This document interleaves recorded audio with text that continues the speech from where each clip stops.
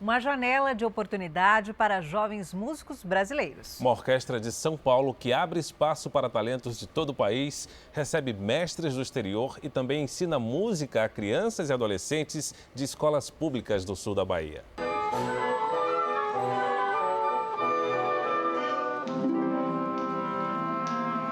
Faz pouco mais de uma semana que eles se reuniram pela primeira vez. Cada um de uma parte do Brasil. Alguns vieram até de outros países.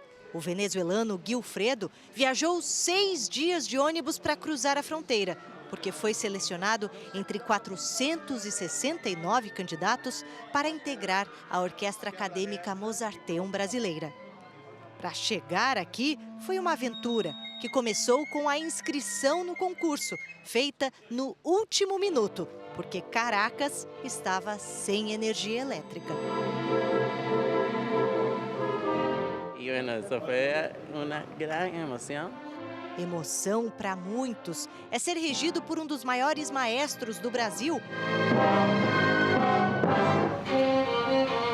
Ou tocar ao lado de alguns dos mais renomados músicos do mundo. Tiago teve ainda mais. Ganhou uma aula particular com o ídolo. Nossa, eu não tenho nem palavras, assim, porque eu admiro muito o Una Súrica, inclusive acompanho o trabalho dele, né, ele toca com as maiores orquestras e os melhores maestros, então eu tenho ele como uma grande referência. E agora aqui, num tete-a-tete eu aqui? nem consigo acreditar, é maravilhoso e fantástico, sem palavras, assim.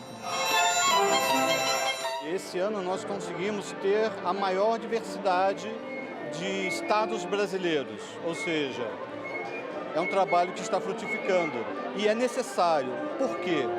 Em muitas dessas comunidades, dessas cidades, eles não dispõem de uma orquestra jovem que já seja de um nível pré-profissionalizante, digamos assim, um nível profissionalizante. E para você ingressar numa OSESP, num teatro municipal de São Paulo, ou em uma outra grande orquestra brasileira, você precisa ter essa oportunidade. Participar de uma orquestra como essa é uma oportunidade de mostrar e de aprimorar o talento. É uma vitrine. Muitos conseguem a tão sonhada bolsa de estudos no exterior. Mas eles também retribuem, lá no sul da Bahia, ajudando crianças de escolas públicas a descobrir o universo da música. Outros já fazem isso onde vivem. O Wendel, que é de Belém, conheceu a música através de uma banda de fanfarra. Apesar do amor pela percussão, achou mais prudente ser advogado. Mas mudou de ideia quando assistiu à apresentação de uma orquestra aos 18 anos. Não tinha nem palavras, eu estava assustado completamente com o que eles estavam tocando.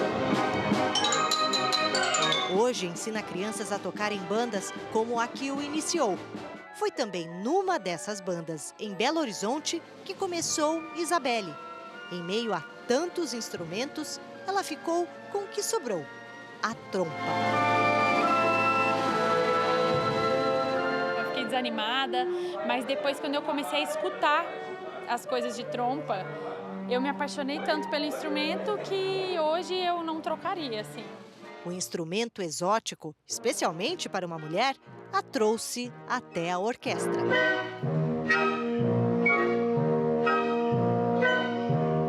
Eu cheguei crua. Esse ano eu já, em várias peças, faço a primeira trompa, então é uma caminhada, é uma escadinha que a gente vai subir nos degraus. E essa escada vai levando Isabelle para outros lugares.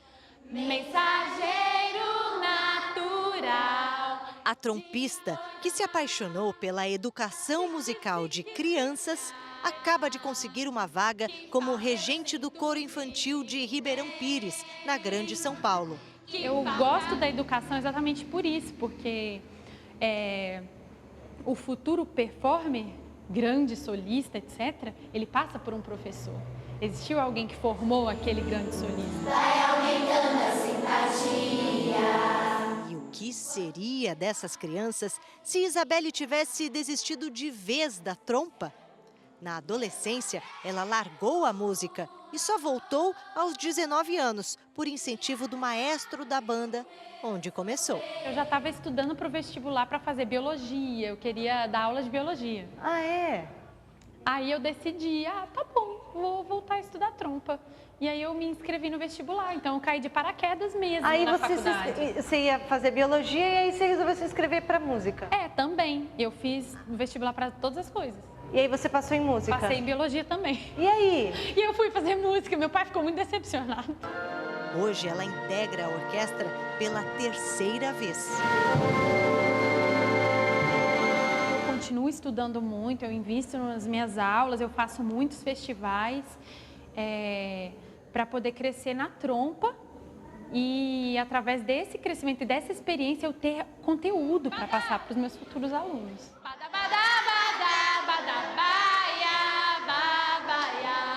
Gilfredo, o venezuelano, também será professor.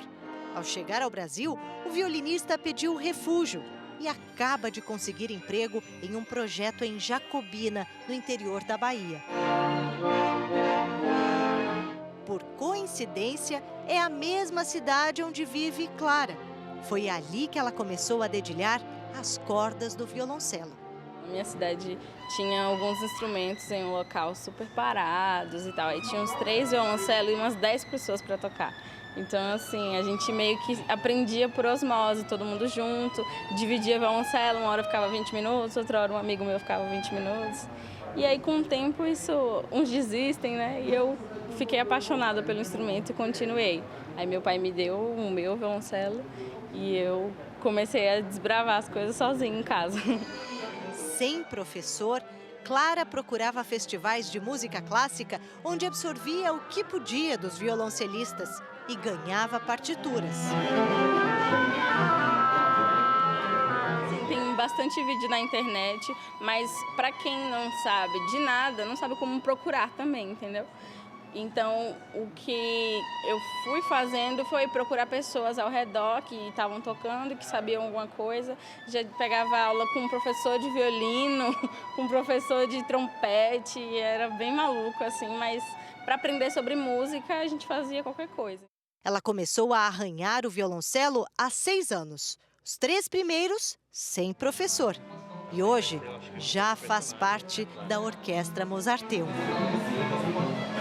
Para mim, é uma oportunidade, assim, imensurável. Não tem como... Porque é o que mede que eu tô no caminho certo.